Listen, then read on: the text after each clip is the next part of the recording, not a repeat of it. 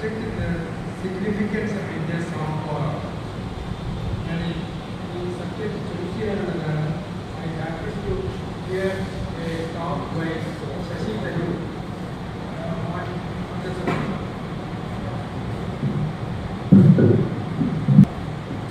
To some Australian, some university or somewhere. And I was very interested. First of all, he is a very eloquent speaker. He comes with a lot of data and also information. And I thought, why not I choose that subject? It's slightly different from what we normally discuss here. Now, coming to this subject, let me start by saying a bit of India's background as a nation. India is the land of a civilization which is said to be more than 5,000 years old. It is said to be one of the oldest civilizations known to mankind. This civilization വളരെ successful ആയിട്ട് നടന്നിരുന്ന ഒരു സിവിലൈസേഷനാണ്. അത് ഒരുപാട് പ്രഗത്ഭരായ തിങ്കേഴ്സിനെയും എല്ലാം produce ചെയ്തിട്ടുണ്ട്. Apart from that it had its own distinct art, culture and philosophy. നമ്മളുടെ Indian art is very many years older than any known to mankind. പിന്നെ വേറെ ഒന്നുള്ളത്, India has been able to, ഇന്ത്യയുടെ ഈ civilization has been able to influence so many nations in and around India. For example, you go to Bangladesh, you go to Myanmar, you go to Thailand, you go to Indonesia, you go to Indochina, any place, Nepal, and including China, mind you. One Chinese philosopher once mentioned, this nation has conquered China without sending one soldier across the border. But a lot of transactions used to take place between India and China. Buddhism became the religion of China at that time. India പല രാജ്യങ്ങളെയും നമുക്ക് influence ചെയ്യാൻ ഈ civilisation സാധിച്ചിട്ടുണ്ട്. Originally India was made up of so many princely states. It had its own royalty, and each one of them was living comparatively in peace with each other. Occasional fights were there, but stability and dialogue. And through this sort of princely states, we used to have a thread of commonality. There is some sort of a, you can call it the thought process, you can call it civilizational process, whatever it is. ഇതെല്ലാം കൂടെ നമ്മുടെ ഒരു common ആയിട്ട് bind ചെയ്യുന്ന ഒരു culture ഇതിൻ്റെ കൂടെ പോയിട്ടുണ്ട്. അങ്ങനെയാണ് ഇന്ത്യ നിലനിൽക്കുന്നത്. But it was never A country as such. അങ്ങനെ ഇരിക്കുമ്പോഴാണ് British came to India in 1608 or somewhere. I believe it was they first landed in Surat and Lucknow. അവർ വന്നു കഴിഞ്ഞ് അവർ ആയ ഒരു ഇന്ത്യ ഒന്ന് പഠിച്ച് then they what they did was they found that they have a greater economic power. They also found that India, they have got more better arms, and also they had the European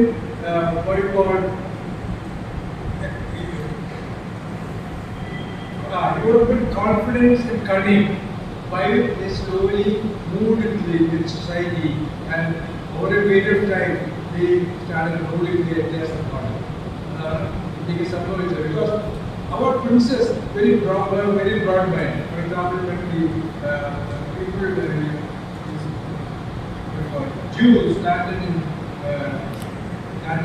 Gujarat, or Christians landed in Kerala, or Muslims landed in India, they were received with open arms. That was the Indian culture. See, so we received the Europeans also with open arms. Finally, that turned out to be not of advantage. As British saw India is well documented by Lord Macaulay in his address to the British Parliament on 2nd February 1835. After traveling the length and breadth of India, he came to the conclusion that it is a unique country of wealth and high moral values, which the British can never conquer unless they are able to break the very backbone of this nation, which is a spiritual and cultural heritage. അതാണ് മക്കളെ കണ്ടുപിടിച്ചത്. ഈ ഒരു system break ചെയ്തിട്ടില്ലെങ്കിൽ ഈ ഇന്ത്യക്കാരെ നമുക്ക് control ചെയ്യാൻ പറ്റില്ല. അവർ അവരുടേതായ സിസ്റ്റത്തിൽ പോയിക്കൊണ്ടിരിക്കുകയാണ്. Very happy together. There is not too much of poverty. There is not too much of unhappiness. അതാണ് മക്കളെ കണ്ടുപിടിച്ചത്. This they, for the first time the British did was what they came to rule us. They did by replacing ancient Indian education system with their own system.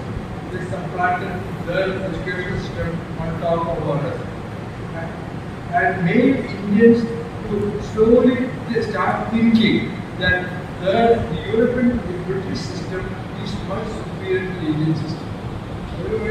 See, Macaulay theory was, see, you must make them believe that we are superior. At the moment, that's not the case. So we have to make them feel superior, and in which case we can control them. And he says in the process they will lose their self-esteem, their native culture, and thus become a truly dominated nation. That's the plan, which we know they very effectively implemented because English was not a global system changes and we lost actually our system. Because I myself heard some of my grandfathers are not talking, oh, because that's what they wanted and they achieved. When British came to India, India's share of world trade was 18%. When they left, it was only 4%. He had a booming textile industry. He exported all over the world. That was completely destroyed. Then we had a good metal industry. That was also destroyed. Then we had a reasonably good agriculture system. That also we lost. In the process, we became a basket case to receive the finished products of the British. അങ്ങനെ നമ്മളുടെ കയ്യിലുണ്ടായിരുന്ന ഇതെല്ലാം നഷ്ടപ്പെട്ട് നമ്മൾ അവരുടെ സാധനങ്ങൾ purchase ചെയ്ത് അങ്ങനെ മുമ്പോട്ട് പോകുന്ന ഒരു രാജ്യമായി മാറി. But one thing they did not take away from us, because they left behind, they left the English language, which today is one of India's greatest strengths. It is our window to the outside world, to technology. അത് മാത്രം നമുക്ക് സത്യമായിട്ട് പറയാൻ നമുക്ക് അവരെ വലിയ സ്ഥിതിയാണ്. But one thing the British did not, but with all these, one thing the British could not destroy was India's spiritual and cultural capital, which really is India's soft power. India's soft power is India's cultural and spiritual strength. This is my topic of the day. Let us see what is the meaning of soft power. According to Joseph Nye, an Harvard scientist who coined the word for this soft power, he says it is the ability of a country to persuade others to do what it wants that country to do without coercion or use of force. So soft power lies in the country's attractiveness and comes from, he says, three resources. Soft power, according to the scientists, it comes from three resources. The word software came only in the late 80s, 1980s. It is the culture, first and foremost, he says, it should be the country's culture. In places where it attracts others. Second is its political values. When it lives up to that at home and abroad. The values of we should live up to it, otherwise others will not believe it. Thirdly, it is the foreign policy. When they are seen as legitimate and having moral authority. Practicing the foreign policy also should give us, make others believe it is legitimate and it is not moral authority. The definition of software and പറയുന്നത്.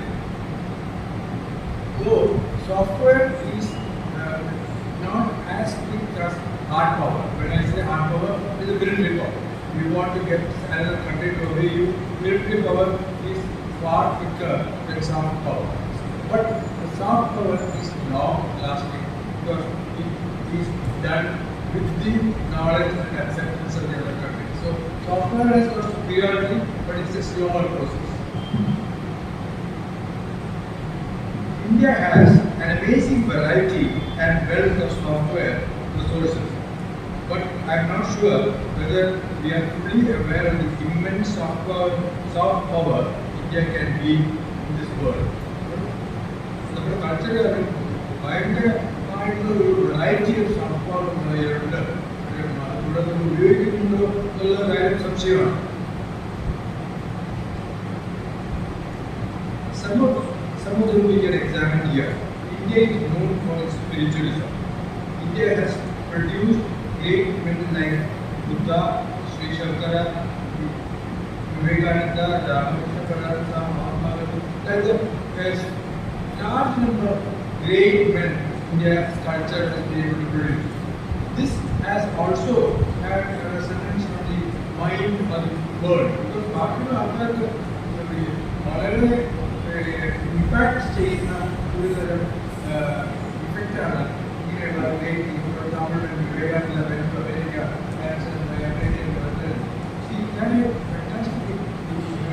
he never spoke about his religion. He spoke about the universal religion. So അങ്ങനെയുള്ള thinkers നമ്മുടെ ഉണ്ടായിട്ടുണ്ട്. That is one of our soft powers. Then we also have, based on these things, we have had so many eminent people, eminent thinkers and practitioners of this civilizational strength. So, some of them I can mention here.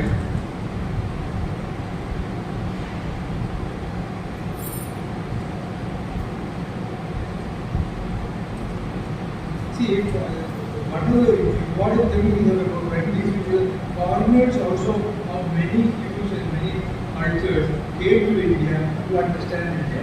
So there was a good exchange of these things. Then those people, some of the people who have propagated these things to foreign lands are, some of them are, for example, Sri Chidananda, Osho, Mahesh Yogi, Mother Teresa, അനന്തമയി ദേവി, ഇങ്ങനെയുള്ള കുറേ ആൾക്കാരുണ്ട്. ഇവരൊക്കെ ഈ വളരെ ശക്തിയായിട്ട് foreign മൈൻഡുകളെ influence ചെയ്തിട്ടുള്ളതാണ്. For example, I give you one example. One of my friends was posted in Spain. So he had gone there and then some he was working there for an Indian company. And some of his foreign friends said that there is a lady so he also went. He was also answering. And when he said that he asked them what to do, because we have not accepted as God. But he says, you may say anything, but for us she is God. You see, because what happened to them, there is a resonance with these people of KAT, which is the background is Indian civilization. Then another soft power which India has got is our yoga. It has got increasing popularity all over the world. In fact, many of the modern regimes of health and fitness is built around the practices in yoga. And so, particularly starting, it has been improved by this BDS and yoga. Even one of the latest exponents of yoga, the living memory, sometime back, his book, Light and Yoga, is considered to be a masterpiece. And now United Nations have accepted 21st June as the National Yoga Day. Then we have got some 6 classical languages recognized by the world: Tamil, Telugu, Kannada, Odia, Malayalam, and Sanskrit. No other country has got so many classical languages which has been accepted. Then our another soft power is our dance form and music. These are older than any other European or system that we can think of. Because our music is much older than that. You see, and it is all coming out of our civilizational continuity. Civilization thousands of years ago, it developed and it is developed. It has got total Indianness. For example, Kathakali. Early, the French and some people are so amazed by Kathakali. We may not understand it, but they are so amazed by this Kathakali. And similarly, our dance form. Our dancers make their living mainly by taking dance from abroad. And it is very widely attended dance functions. The sheer diversity of Indian art is mind-boggling. The reach and popularity all over the world is quite well known. Then we have got most significant television and film and film industry in the world. They are extremely popular in all over Asia, Africa, South America, and parts of Europe. And this is one of our experiences. See, at that time we were in Paris. See, there was a time we went to a shop, we buy the moment they saw two Indians are coming in, that girl came in, you are Indian. You know Shahrukh Khan, he thinks this India is so vast. Because Shahrukh Khan is a very good man, but I had not really seen Shahrukh Khan in real life. I see him in movies. She says in France, Indian movies are shown once in a week or once in a month, and she takes leave and sees it. She says it's so entertaining. He is such a big admirer of Shahrukh Khan. So this is the influence of it. Another thing which I learned from Sachin Sarava's talk, he says in Zimbabwe, Harare, see, there is a day, one particular day in a month, Indian cinema is shown. So I believe people, old people and all come from interior to see this particular one which is shown for 1 hour or so. And the government found out that during that period there are more burglaries and robberies. The reason was even the security man is watching this. And he said in one case the burglar came and took away some the parts of the car and went away and wrote on the windscreen, "Thank you, Tulsi," because we had a serial called Saas Bhi Bahut Thi. It was so popular, and so Tulsi was the daughter-in-law. So on the windscreen he wrote, "Thank you, Tulsi," because he had no problem because nobody was watching him. He could do his business. So that is the many African countries. That is the influence of Indian cinema and television series. Mostly they are TV series. And so this is our another what you call soft power by which we have been able to reach out to these people. Now another soft power is that India is a country which always has been very helpful to some of these countries. For example, when COVID came, probably the Western powers what they did, they took most of the stock of these COVID vaccines and never released it for others. Whereas India increased the manufacture and started supplying to African countries. These are things which, in their mind, India is a very friendly country. Whether we use that in our foreign policy is a different matter. Because in foreign policy and in influencing countries, it is not the only thing which will influence them. Money, power, so many other things are. But India, software is very well known in these cases. Then the next soft power which we have got is India's diaspora. This Indian diaspora is spread all over the world. India is one of the largest remittances from this diaspora. So it has got tremendous connection with the various countries. For example, most of these countries have got Indian or people who have gone from here in very key positions in the government, in corporates, and such other places. So it is influence in these countries is very strong. Then another thing is baffles them and surprises them. In Indian multicultural, multi-religious, plural society is a marvel. We will not replicate anywhere else in the world. ഇവിടെ എല്ലാവരും ഉണ്ട്, ഇവിടെ എല്ലാ മതസ്ഥരും ഉണ്ട്, എല്ലാ വിശ്വാസികളും ഉണ്ട്, എല്ലാവരും ഉണ്ട്. But we live reasonably in harmony with each other. ആ ഒരു കഴിവ് ബാക്കിയുള്ള രാജ്യങ്ങൾക്ക് ഇല്ല, because they are not used to it. For example, an Indian picks up a language very easily.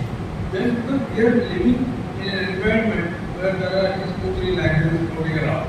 So one foreigner told me that I don't know how you people pick up language so easily. That is because we are in that environment, and our multicultural society with so many languages, 23 official languages, see, which is for others, it is something that they cannot really understand.